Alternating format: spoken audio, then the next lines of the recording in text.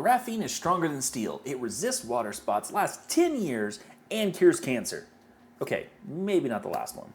Look, I've been around the world of detailing long enough to know a hype train whenever I see it. And right now, graphene coatings are essentially the meme stock of car detailing. Everybody keeps pushing them, but people have no earthly idea what they're actually buying. Today, I'm going to break down why my company doesn't sell a graphene coating, we never will, and why most professional detailers that I know actually just prefer a good old-fashioned ceramic, or better yet, just a plain old carnuba wax.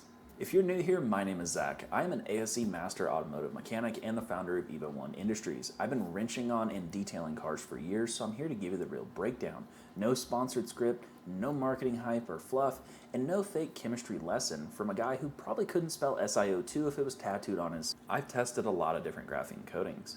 I've polished them off, I've seen what they do to paint long term, and I'm not necessarily here just to bash graphene as a whole, but I really do want to try and expose some of the half-truths, marketing hypes, and general misinformation that's floating around the internet as to why graphene might not be the wonder or super material that everybody thinks it is, and it really isn't necessarily worth the time, money, or effort in almost any situation.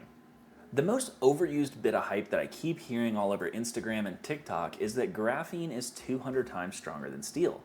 This 200 times stronger than steel stat comes from a single sheet of graphene in a laboratory setting, but whenever it comes to detailing, what you're actually spraying on the car is graphene oxide, which is a modified carbon compound which is then mixed up with resin.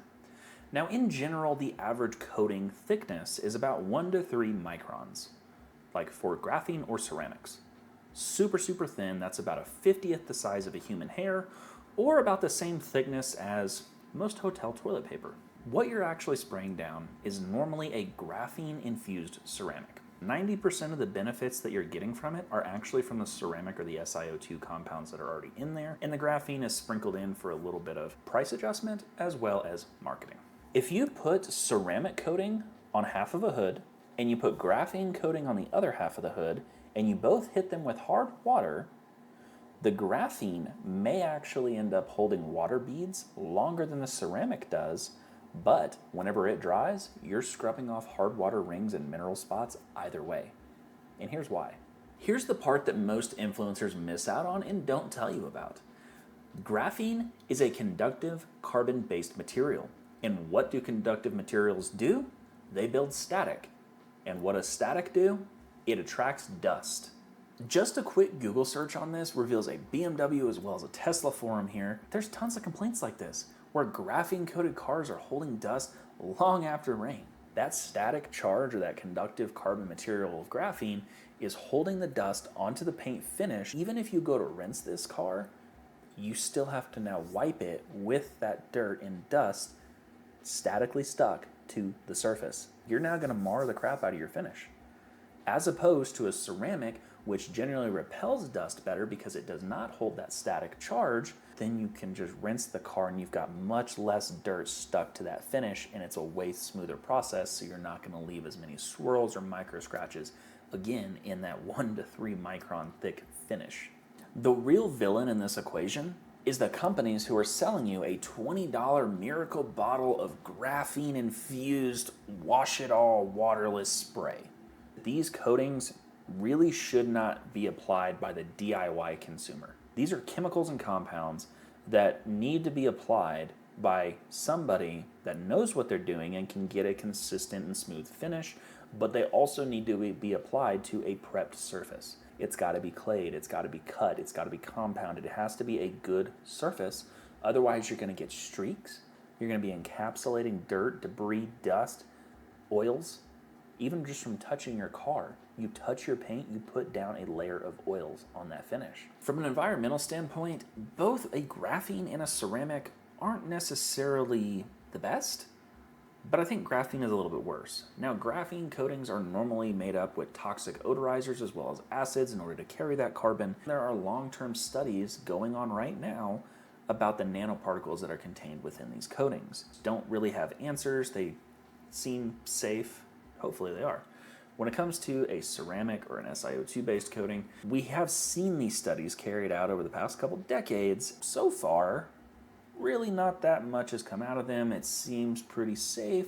You're not dealing with floating around carbon particles that have then been atomized and are in the air, and then you're breathing those in.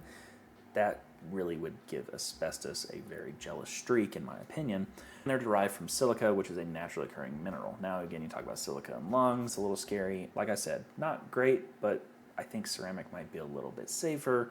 I would usually probably wear PPE with both of these. The real kicker here, and the thing that really prompted me to want to put this video out, is I watched a company on Instagram who's pushing ads like crazy literally talk about how their graphene waterless wash spray could be sprayed on a dirty car all over the glass, all over the paint, the plastic, and then wiped off.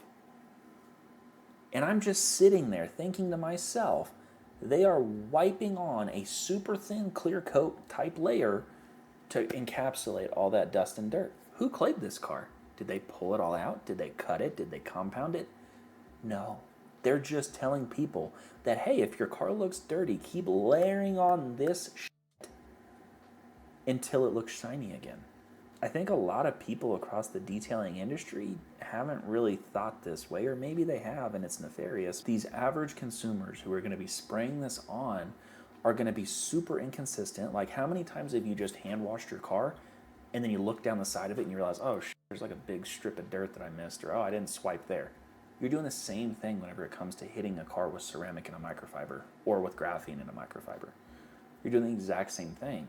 So you're going to have inconsistent layer build, which is then going to give you an inconsistent finish as well as protection. So you'll have weird UV spotting.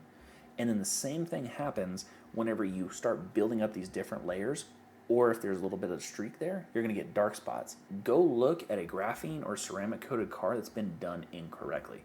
Like, some of these vehicles, when ceramic coating and graphene were first coming out and coming to market back in like 2010 to 2015, whenever it was all the rage to ceramic coat your black F-250 when it went to SEMA, go look at some of those paint finishes now.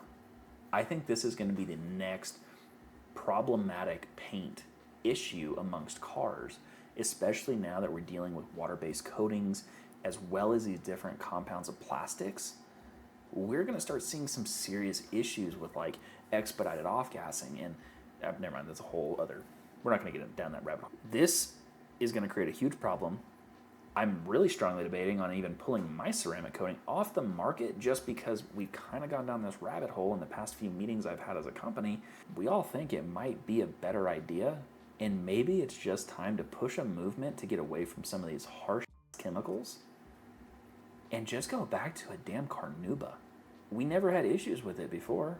It was always fine, and I like the way it smells. Let me know your thoughts down below in the comments section. This has been an internal battle for me over the past few weeks. Would you support a detailing company if they didn't offer ceramic or graphene? Would you still buy a carnuba wax? I don't know. This is that's why I didn't want to make this video, but I figure I need to put this information out there because I'm tired of seeing these damn TikToks that are promoting bad automotive caretaking habits. Let me know your thoughts down below in the comments section. And as always, thank you guys so much for your time. I greatly appreciate you watching, and I'll see you on the next video.